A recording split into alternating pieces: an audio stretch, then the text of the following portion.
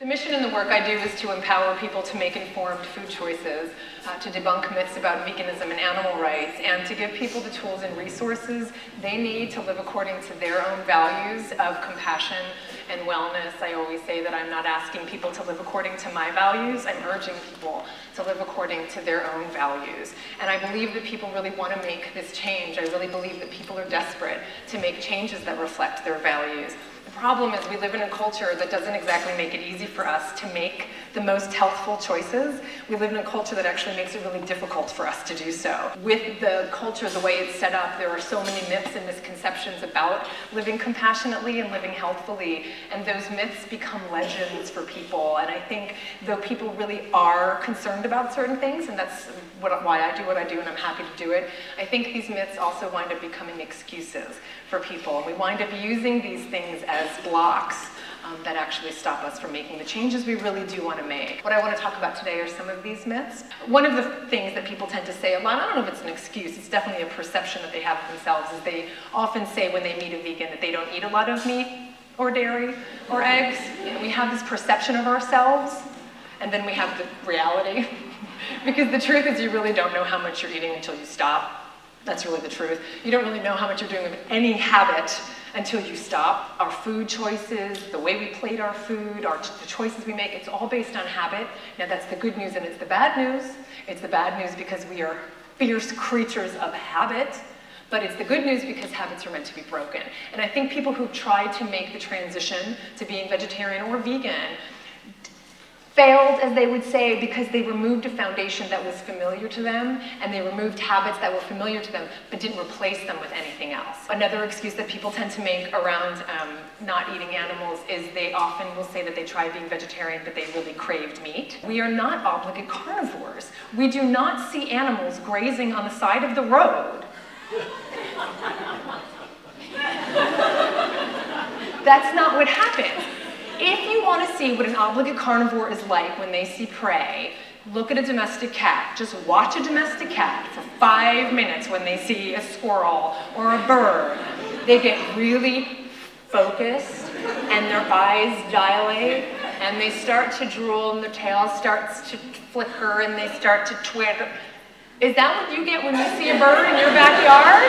Is that what you get like? I don't want to know if you do. But I'm going to guess that you don't get like that if you see cattle or deer or any animals that would be prey animals, right? We do not react that way when we see animals because we're not obligate carnivores.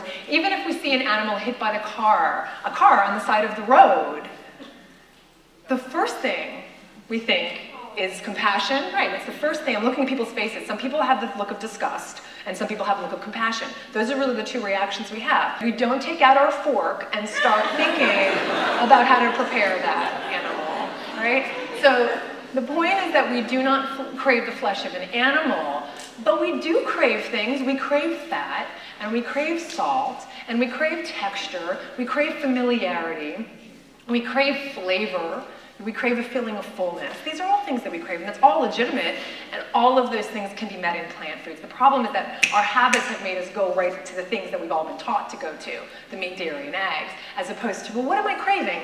I want something fatty. I want something salty. I want something textured. I want something creamy, right? That's what I encourage people to do, is actually think about what the craving is and then meet the craving, as opposed to going right to the same habit that we're so used to going to. And all of those things are in pants. I mean, the fat, I mean, you know about the whole fats and the olives and the avocado and almond butter and peanut butter and nuts and seeds. I mean, there's so many ways to accomplish that. Putting guacamole on your burrito or avocado on your sandwich, right? Salt is an easy one as well when you're craving that. Even the things that you think that you'll never stop craving or could never crave, and when people say this to you, I can never stop craving, give it a chance.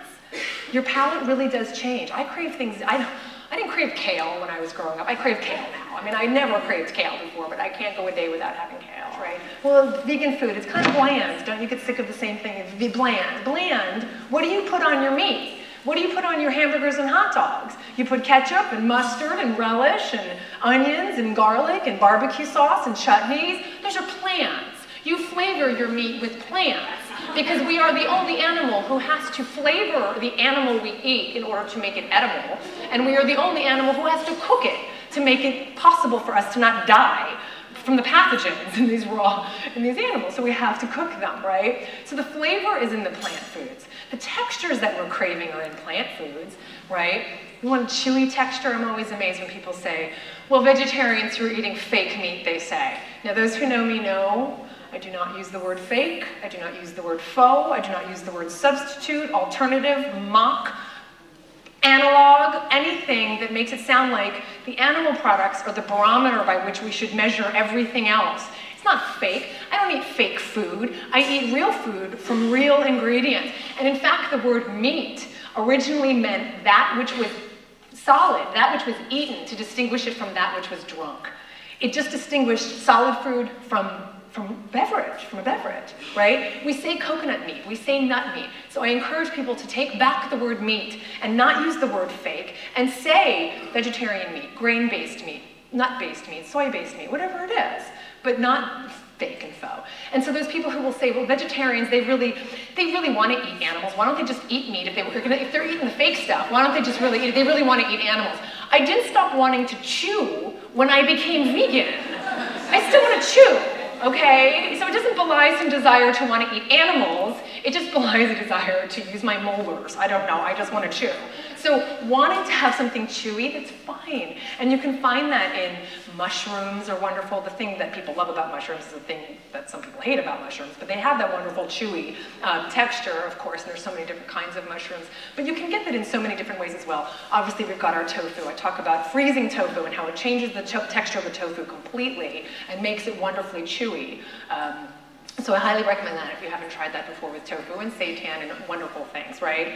The feeling of fullness. I mean, all of these things we can still accomplish through plant foods. So when people start to contemplate this and they start to think, okay, well, I could do this, and I do want to eat more plant foods, and I do want to eat more vegetables, and I do want to become vegan, or whatever it is they say. Then they start saying, but then I'd have to chop some vegetables, and it takes forever to chop the vegetables, and they start whining. The problem right now is that our threshold for chopping vegetables or spending any time in the kitchen at all is about 0.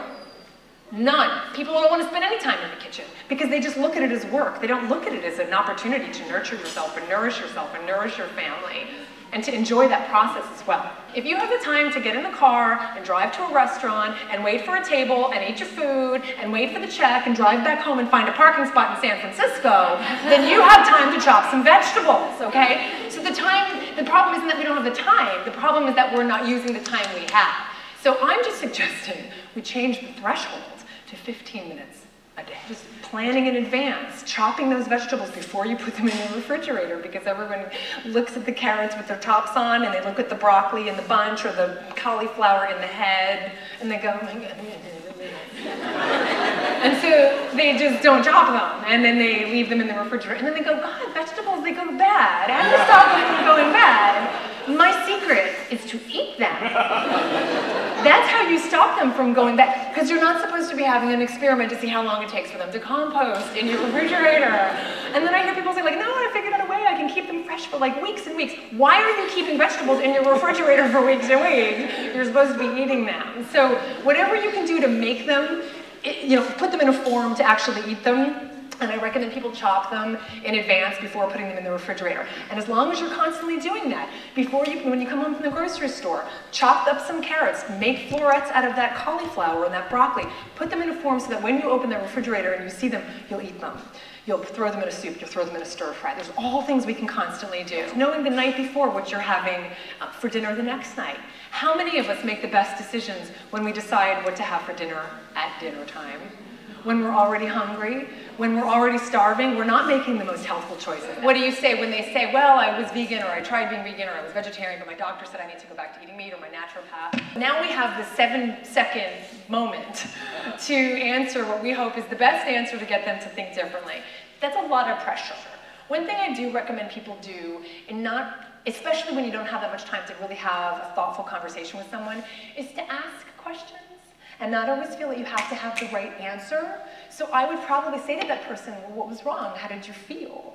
And they might say, well, I was tired. Well, gosh, tired, that really has to do with calories, not getting enough calories. Perhaps maybe were you eating enough? Well, you know, I was eating, I don't know, but maybe I wasn't eating enough. As you start to kind of probe, they start to ask themselves questions they've never asked themselves before, and often they wind up finding the answers themselves. Because if someone says, why are you vegan? I think the most powerful answer is, what's your story? Well, I'm vegan because I feel really amazing not contributing to violence. I don't want to hurt anybody. I don't want to contribute to a system that is inherently violent and creating a violent culture. No one can tell me that that's wrong. Nobody can tell me that my story is wrong, right? They can't argue with that. So telling your story, I think, is really powerful. But I'm also clear when I talk to that person that I don't have an agenda beyond being that truth and being that voice. And that, just the energy alone affects the dialogue, because they won't feel that you have something that you want to get out of that conversation. It relaxes them, and it relaxes you to actually have a dialogue. But that's where I'm saying you have to be really clear. If it does upset them, that's still not yours to do anything about. But I would bet if you changed your thinking about that person, and there isn't judgment there, that the dialogue goes a lot smoother, because they can feel it on that level as well.